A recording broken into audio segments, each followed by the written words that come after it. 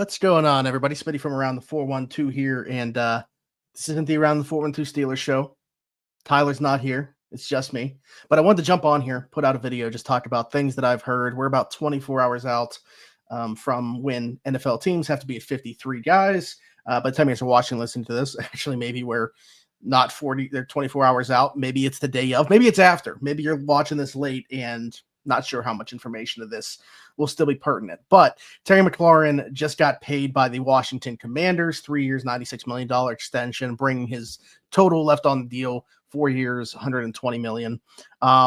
Nice deal for Washington. Nice deal for Terry McLaurin. Glad that they got that done. Terry is one of my favorite receivers in the league. And obviously, selfishly, if possible, I would have loved for the Steelers to have made that move, but that was never going to happen. We talked about that in the afternoon drive. There was some, bull crap that was floated out there about the Steelers rejecting an offer for Terry McLaurin. Didn't happen. As a matter of fact, I don't know if we've touched on this on the podcast or not.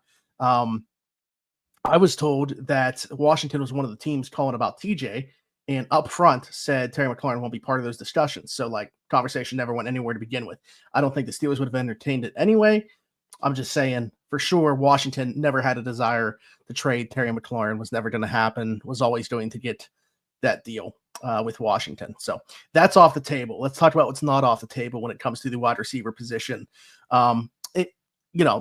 Actions speak louder than words to me. I carry that over from a real life perspective into the football world. And while Omar Khan may say he really likes this wide receiver room, and internally, I do think they are probably higher on the likes of Scotty Miller than a lot of people. Really good summer for Scotty Miller. Certainly not trying to take away from him. Probably should have been used a lot more last year, to be honest with you. I mean, 5 receptions for 69 yards. I'm not saying Scotty Miller's a world beater, but Van Jefferson played 700 snaps last year. That did not need to happen. If you truly did feel the way about Scotty Miller that you now do this year. Calvin Austin working his way back from an injury. I like him. I think in an ideal world, he's probably a wide receiver 4. And then obviously the special teams that he contributes to it as well. I think it's a really nice role for him. And Roman Wilson's kind of this big question mark, right? Didn't get to see him last year, played all of 5 snaps. The question for me, whether you think he can be a contributor or not, is can he survive at the Z? That's the big question for him. And if not, then you really have him, Calvin, who's getting those slot snaps. And it really could complicate things. So even if you feel good about what they have in terms of the talents within the pass catching group, the problem lies within the fact that they're missing something. They're missing an archetype. They're missing a skill set. Where's that other big bodied guy that can play the Z right now and also play the X should something happen to DK Metcalf? That's just simply missing from the room right now. So that is what they need to add, regardless in my mind. So they're still shopping when it comes to the receiver room, despite the confidence that they may suggest in the wide receiver room.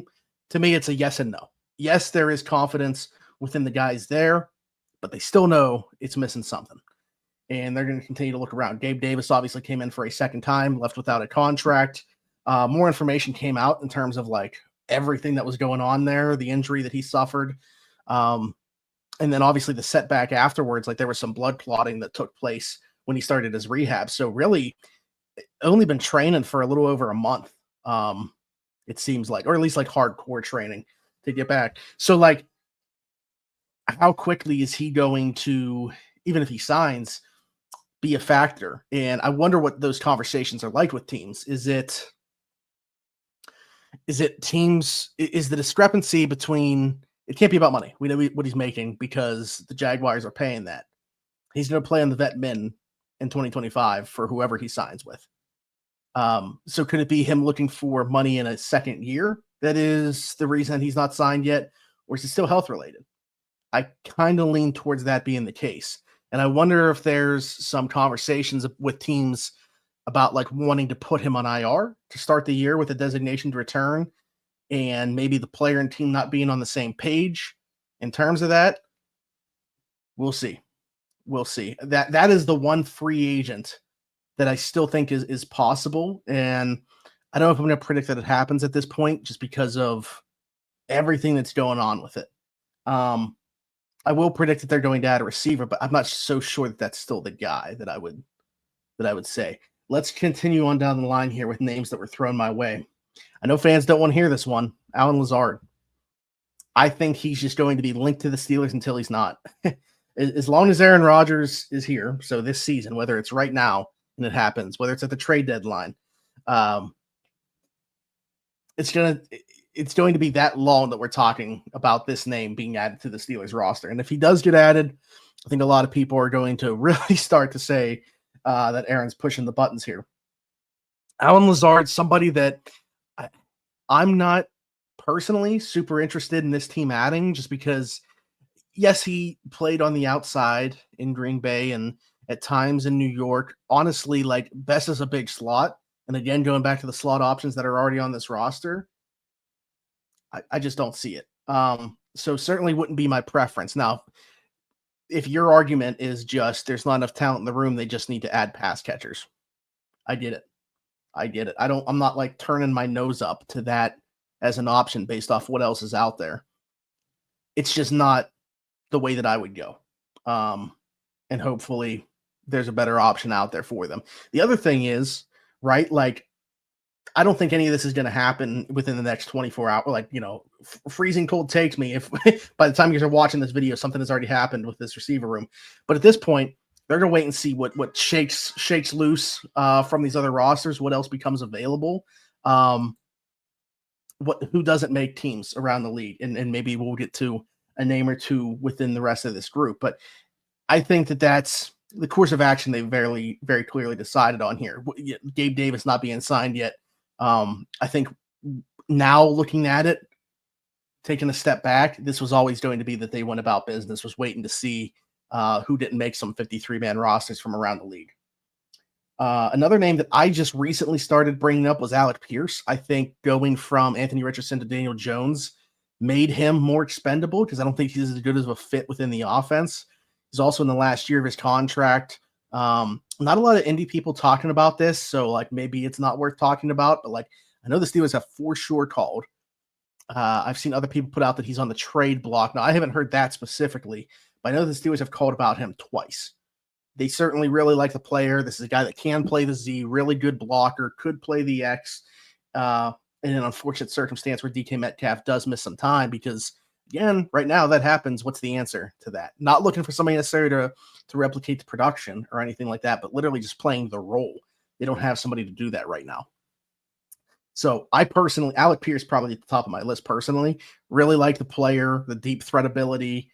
I don't see the fit with what Daniel Jones brings to the table and what that offense wants to do. At the same time, Shane Steichen trying to save his job this year, Chris Ballard probably trying to save his job this year, which is what's so funny about all this to me is like Daniel Jones is being looked at the guy to raise the floor of what they can do and squeeze the most wins out of this. That's pretty humorous to think about that being the case because Daniel Jones is certainly not that guy. So, but with that being the QB decision, to me, Alec Pierce should be more expendable. Don't know that he will be. That's the direction that I would love to see. Was also just told Tim Patrick is a name that's been floated out there. Isaac Tesla was a draft pick that the Lions traded up very far in the draft to secure.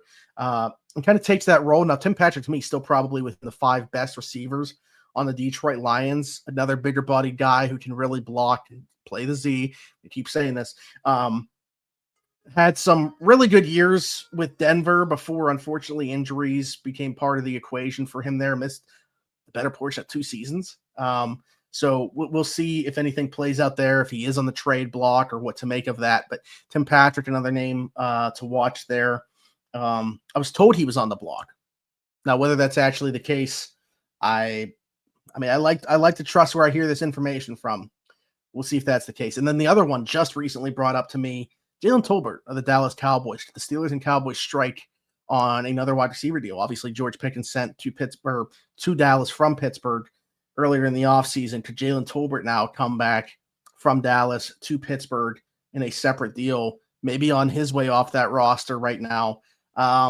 There's some intrigue there still for me in terms of what he is, the South Alabama product. Got to look at him at the Senior Bowl when he was coming out and was intrigued by him as a player. Went a little bit earlier than I thought. Like I would have had him rated as a prospect. Um, he hasn't like lived up to that billing yet. A ton of opportunity there for him to take over that wide receiver 2 role next to CeeDee Lamb, but obviously that hadn't happened and made them go and get a guy like George Pickens. So Jalen Tolbert, will see what or if he has a role within that Cowboys organization, or could a deal be struck to bring him elsewhere and give him a fresh start? I'd be interested in that. Curious what you guys think, where you would rank those options. For me, I would say Alec Pierce is at the top of that list, probably Tim Patrick second, Jalen Tolbert, Gabe Davis, Allen Lazard would be in that order for me. I'm curious what you guys think about that. What else do we want to talk about on here? Wanted to talk briefly about the contract situations that are going on with Cam Heyward and Chris Boswell, and just what I've heard in terms of that. It's really such a shame that it, got to a point where people were bashing Cam Heyward over this.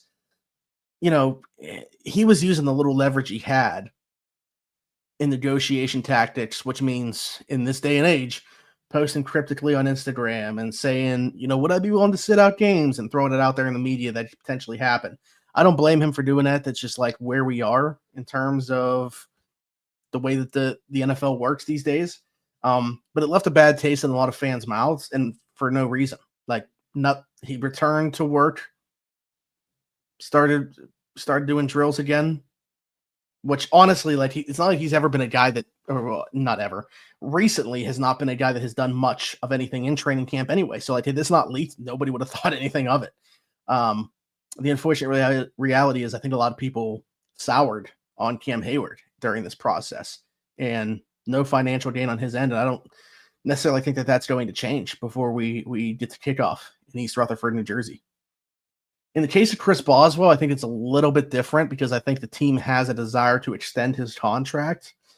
I think there's less question about how a kicker's game is going to age, and they want Chris to obviously finish his career here. They want to add years onto that contract to do so. Does Chris have the desire to add years, or does he just want to raise within the years that he's still under contract? That's maybe the opposite of the Cam Heyward situation, where the player and team aren't in agreement there either, but maybe the reverse of it. So we'll see. I don't know that anything's going to change on either front, but I think that the team has more of a desire to extend Chris Boswell's contract. I don't think either player necessarily wants to extend their contract, but I think the team wants to extend Chris's, does not want to extend Cam's, and in the case of both, really doesn't want to pay more just with the current structure of the contract, just 2 years left. They either want to extend Chris or not do it at all, and not sure they want to do anything with Cam's. The other thing that I had heard just recently, we were talking about all these other positions where they could add and stuff like that. I would keep an eye on the offensive line. They've had obviously the injuries. We haven't seen a ton of Calvin Anderson. Dylan Cook has filled in admirably, and I think now is on the 53-man roster for the way that he has. But like Ryan McCollum, we didn't see a ton of their backup center, and didn't look very good in the preseason finale. I have not been impressed with Spencer Anderson as the top backup option, pretty much across the offensive line, I would say, because of his versatility. But I haven't been impressed with him filling in for Isaac Seumalo. I don't love the depth that's there. And offensive line depth is hard to find. Everybody's looking for it, right? But I'm just saying, I would keep an eye on that as a position as well when we see this cut to 53 and maybe some external additions at a spot where we weren't necessarily thinking about, like, other than receiver. Where would I say if they're most likely to add somebody? I think it's now offensive line, and I'd be looking there. Is there a trade to be made? I think that's another thing to watch, like the Marvin Leal with what he did in the preseason here, being a former like 5-star top 10 pick, was looked at as a top 10 pick the year before he came out. Obviously ended up falling to the 3rd round where the Steelers took him, and it just hasn't all come together. Actually looked pretty good his rookie year before he suffered that knee injury, and then he hasn't been that same player since. So we'll see if there's a trade to be made there with him, any of the specialists. Skylar Thompson, I mean, I don't necessarily see it, but wouldn't completely roll it out. I think that that's probably where you're talking about. So we'll see. We'll see. But the big thing for me is going to be this receiver watch. I think there's a lot of balls in the air, if you will, for this team right now in terms of the direction that they want to go. I still think they're going to add a receiver.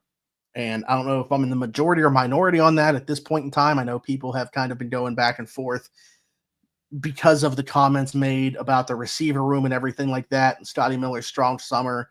Roman Wilson has certainly come on later in training camp and in the preseason.